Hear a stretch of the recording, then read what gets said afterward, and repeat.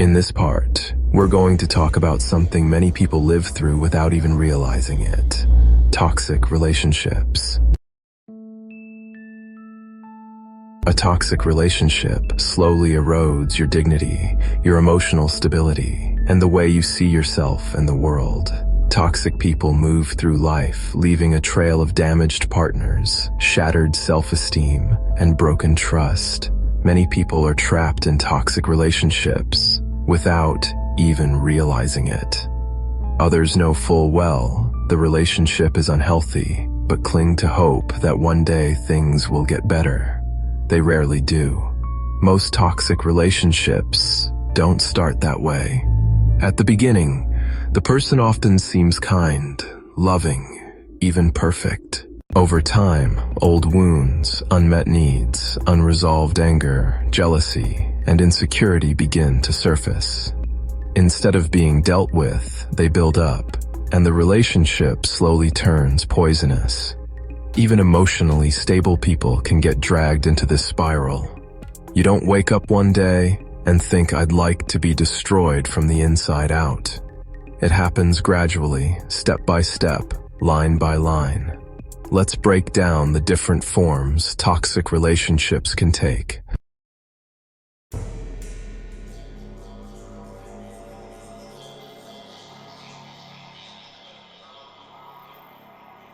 Certain patterns and personalities repeatedly create toxic dynamics.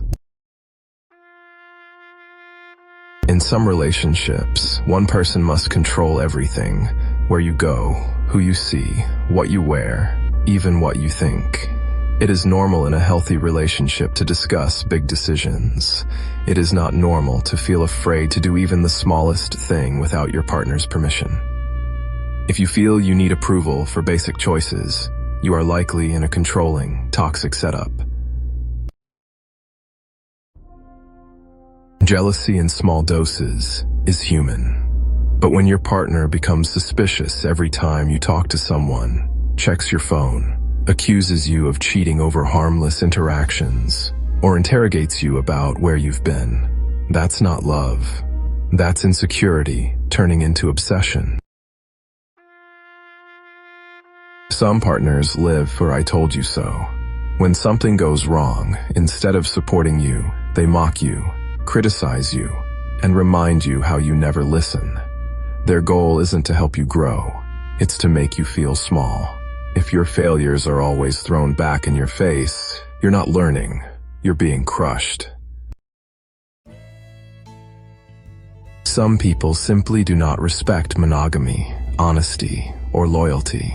If you keep catching your partner cheating and they show no genuine remorse, you are not in a rough patch, you're in a toxic cycle.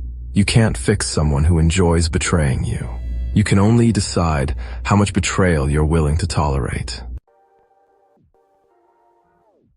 Some partners live in permanent darkness. They complain constantly, see problems in everything, and drag every conversation into negativity. Spending too much time with this kind of person will drain you and slowly turn you into someone you don't recognize. Bitter, defeated, and exhausted. You don't save them by drowning with them. Chronic liars twist reality and play with your mind. They lie even when there's no need. They manipulate through half-truths and omissions, and they make you doubt your own perception. Over time, you start to question what is real and what isn't. That confusion is not random. It's control.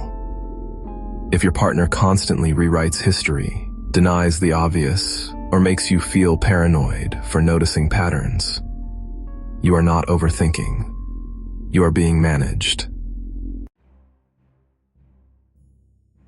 Abuse isn't just physical. Verbal, emotional, and psychological abuse can be just as devastating. Insults, threats, humiliation, intimidation, and constant criticism all qualify as abuse. If someone regularly makes you feel worthless, afraid, or less than, you are not loved. You are being dominated. Everyone feels insecure at times. especially around distance or attention from others. But if you constantly have to reassure your partner, answer endless questions, and prove your loyalty over and over, their insecurity becomes your prison. That isn't romance. It's emotional control, disguised as, "I just care too much." Some partners expect you to give everything. Your time, money, energy, emotional labor. But they rarely reciprocate. They make you feel lucky to have them, as if you should be grateful for crumbs. No matter how hard you try, it's never enough. Over time, your world shrinks to revolve around their needs, their moods, and their approval. Nothing is ever their fault. If they're stressed, it's your fault. If they lash out, it's because of you. If something goes wrong in their life, somehow, you're responsible. Accepting this treatment trains you to be the emotional punching bag, and the relationship rots from the inside out. Perfectionists with obsessive tendencies are almost impossible to please. You can look great, communicate well, support them, and still be criticized. There will always be something you could have done better. Others turn everything into a competition. Income, success, looks, friends, even trauma. When they feel like they're losing, they sulk, sabotage, or secretly enjoy seeing you fail so they can play the rescuer. This is not partnership. It's rivalry, disguised as love. Narcissistic partners can be charming, attractive, and magnetic, but profoundly shallow and self-centered. They care deeply about how you make them look, not who you are. You are treated less like a person and more like an accessory. Your worth is measured by how well you fit their image. And if you stop flattering that image, they punish, withdraw, or replace you. If you recognize your situation in any of these patterns, understand this. You're not too sensitive. You're being poisoned.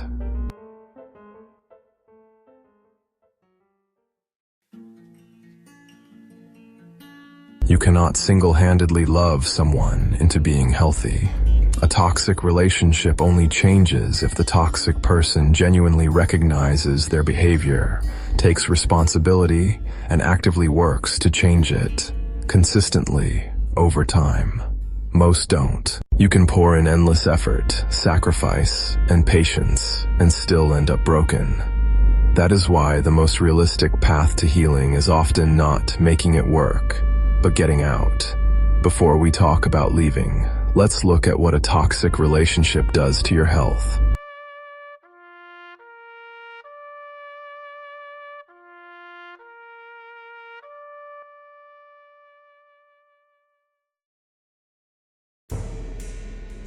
A relationship is supposed to support your health, not destroy it. When you're constantly upset, anxious, or on edge because of your partner, your mind and body start to break down. Stress and emotional pain can kill your appetite. Food loses taste, meals get skipped, and the weight drops off. Pale skin, fatigue, and weakness follow. Not because of a diet, but because of heartbreak.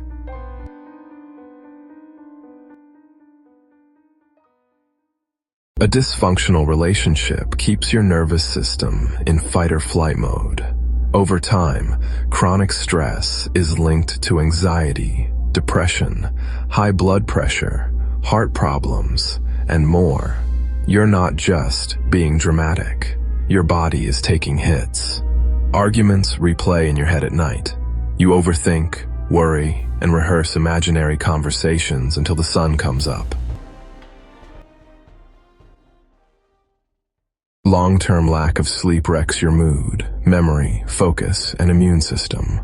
Toxic relationships create emotional whiplash. You go from hopeful to disappointed, from relieved to tense, again and again. Eventually, your default mood becomes anger, sadness, or numbness.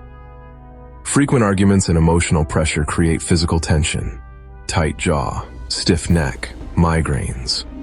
Your body keeps score of every storm you weather. Long-term emotional pain and feeling trapped can drain your sense of joy. You stop enjoying things you once loved. You feel flat, empty, or hopeless. Some people cope with toxic relationships by drinking more, self-medicating, or trying to escape reality. Temporary relief, long-term damage. The phrase heartache exists for a reason. Your heart feels under attack because, in a way, it is.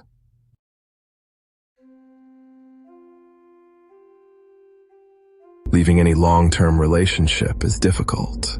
Leaving a toxic one can feel impossible, especially when your self-esteem has been slowly dismantled. You've shared a home, memories, routines, even a vision of the future. You've eaten together, slept together, shared secrets, and built emotional dependence. So your mind clings to the good moments and edits out the bad. Meanwhile, your toxic partner repeatedly reminds you, "You're lucky to have me. No one else will love you like I do. You're the problem." Over time, you start to believe them. So when are you really ready to leave? When you finally see the pattern clearly, when you recognize, deep down, "I deserve better than this." When your self-respect starts whispering louder than your fear. That's your signal. Understanding these realities will make the process less confusing. First, healing takes time. If you've been in a toxic relationship for a long period, your self-image will be damaged. You may genuinely believe you're crazy, broken, or hard to love, because that's what you were told. These beliefs do not vanish overnight. With distance, time, and the right support, you will slowly start to see yourself clearly again. Second, you will be tempted to go back. Toxic partners are skilled manipulators. They know your soft spots. They know how to love bomb you, remind you of the good times, and make you doubt your decision. You may miss them, crave their attention, and feel guilty for leaving. This doesn't mean you made the wrong choice. It means you are human and traumatically bonded. Third, the decision to leave may come from someone else first. Sometimes you are too close to the situation to see it clearly. Friends, family, or even a therapist might spot the toxicity before you do. They might push you to leave when you still feel unsure. In the moment, it may feel like they're exaggerating. Later, you often realize they saw what you were trying not to see. Fourth, your sense of normal will be distorted. After living in constant arguments, tension, or manipulation, chaos starts to feel normal. You may genuinely believe that shouting, jealousy, control, or constant drama are just part of relationships. It takes time and healthy role models to relearn what normal actually looks like: calm, respect, safety, and mutual effort. Fifth, you might fall into another toxic relationship. Leaving one toxic partner doesn't magically rewire your patterns. If you don't take time to heal, learn, and rebuild your standards, you may unconsciously choose someone similar again. This doesn't mean you're doomed. It means you have unhealed wounds that still recognize toxicity as familiar. Awareness and self-work break the cycle. Sixth, leaving can be dangerous in some cases. If your partner is abusive, controlling, or has shown violent tendencies, leaving can trigger them. Emotional abuse can escalate into physical harm. That's why planning and safety are crucial. Tell trusted people. Have a plan. In extreme cases, seek legal or police support. Leave in a public or safe space if you fear their reaction. Your safety is more important than their feelings. Seventh, people won't always understand your decision. To outsiders, your relationship might look perfect. Toxic partners often perform well in public, charming, generous, respectable. So when you leave, some people might question you, blame you, or think you're overreacting. Explain if you want, or don't. At the end of the day, you are the one who carries the scars, not them. Eighth, leaving will eventually feel like freedom. At first, you may feel lost, lonely, or guilty. Then, slowly, something shifts. You stop walking on eggshells. You stop rehearsing conversations in your head. You start breathing again. That light feeling, that quiet peace, is what you were missing. You'll realize you don't miss them as much as you miss the version of yourself you used to be before the damage. You deserve to feel safe. You deserve to be respected. You deserve a relationship that doesn't require you to shrink, apologize for existing, or constantly prove your worth. Leaving a toxic relationship is not selfish. It is survival. You are allowed to choose peace over chaos. You are allowed to walk away from anyone who repeatedly chooses to hurt you. Thank you for watching this part of the series on toxic people and toxic relationships. Take your time. Heal properly. Rebuild slowly. And remember, you were never born to live small just to keep someone else comfortable. See you in the final part, coming out next week.